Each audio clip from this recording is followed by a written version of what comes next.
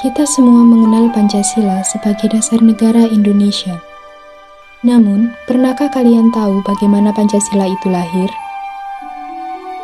Di balik 5 sila yang kita kenal sekarang, tersimpan kisah perjuangan panjang yang penuh perdebatan dan semangat persatuan dari para tokoh pendiri bangsa. Dari proses inilah, terbentuk 3 peristiwa penting dalam sejarah Indonesia yang kita kenal sebagai Sidang PPUPKI, Piagam Jakarta, dan PPKI. Salah satu peristiwa bersejarah yang menjadi fokus pembahasan kita kali ini adalah Sidang PPUPKI, yang memiliki peran penting dalam proses lahirnya Pancasila sebagai dasar negara Indonesia. Dokuritsu Junbiko Sakai, atau yang lebih dikenal sebagai Badan Penyelidik Usaha Persiapan Kemerdekaan Indonesia, yang disingkat sebagai PPUPKI, dibentuk oleh Jepang pada tanggal 29 April 1945 dengan tujuan untuk mempersiapkan kemerdekaan Indonesia.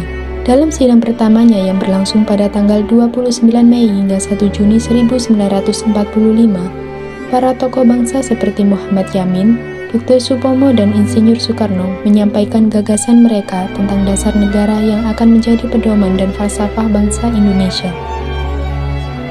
Puncak sidang ini terjadi pada tanggal 1 Juni 1945 ketika Insinyur Soekarno menyampaikan pidato yang menjadi tonggak penting dalam sejarah bangsa Indonesia. Dari pidato inilah lahir gagasan tentang 5 prinsip dasar negara yang kemudian dikenal sebagai Pancasila.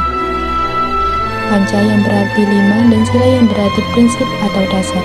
Kelima sila ini mencerminkan nilai-nilai luhur bangsa Indonesia, mulai dari ketuhanan, kemanusiaan, persatuan, kerakyatan, hingga keadilan sosial.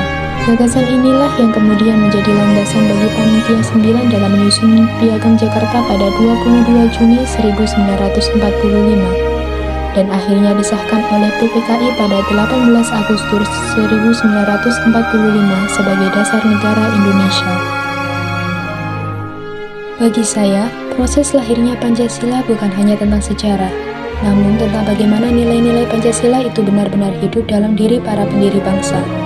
Nilai ketuhanan tercermin dari tekad mereka untuk menjadikan Indonesia berdiri di atas keimanan kepada Tuhan Yang Maha Esa.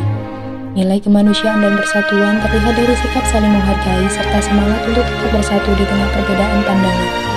Sementara nilai kerakyatan dan keadilan sosial tercermin dari semangat musyawarah yang dijalankan dengan bijak demi kepentingan seluruh rakyat Indonesia.